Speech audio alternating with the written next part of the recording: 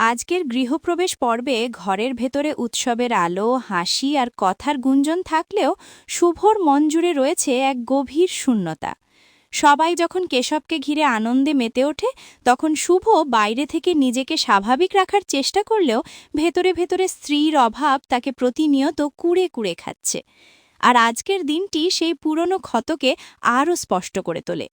কেশব মায়ের হাতের রান্নাকেই জীবনের সবচেয়ে বড় সুখ বলে জানালে সবার মুখে হাসি ফুটে উঠলেও শুভর চোখের সামনে ভেসে ওঠে তার অতীত সংসারের স্মৃতি, যা কেউ বুঝতে না পারলেও আদি দূর থেকে সব লক্ষ্য করে।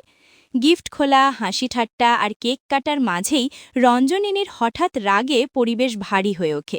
আরিয়ার সঙ্গে কথার লড়াই শুরু হলেও শুভ পরিস্থিতি সামলে নেয়, কিন্তু ভেতরের অস্থিরতা কাটে না।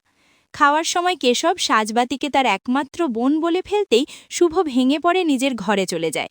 উপরে গিয়ে কেশব মাকে কাঁদতে দেখে জড়িয়ে ধরে, আর সেই আলিঙ্গনে জমে থাকা সব না বলা কষ্ট, অভিমান আর ভালোবাসা একসঙ্গে বেরিয়ে আসে।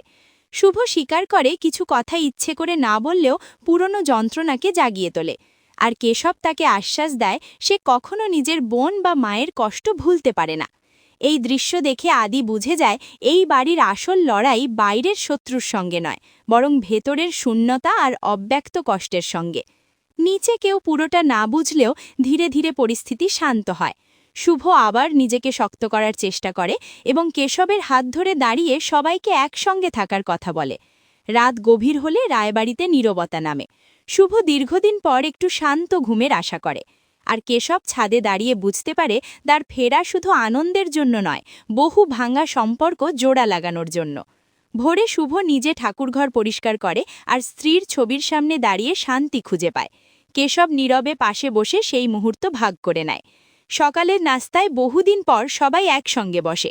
শুভ নিজে কেশবের প্লেটে খাবার তুলে দেয়, হাসি ঠাট্টার মাঝেই ধীরে ধীরে বাড়ির ভারসাম্য ফিরে আসে। অন্যদিকে আরিয়ার মনে জমে থাকা অপমানের আগুন ভবিষ্যতের অশান্তির ইঙ্গিত দেয়। সব মিলিয়ে আজকের পর্বে স্পষ্ট হয়ে যায় গৃহপ্রবেশ মানে শুধু নতুন করে ঘরে ফেরা নয়, বরং ভুল, অভিমান, কষ্ট আর ক্ষমার ভেতর দিয়ে আবার পরিবার হয়ে ওঠার এক গভীর যাত্রা।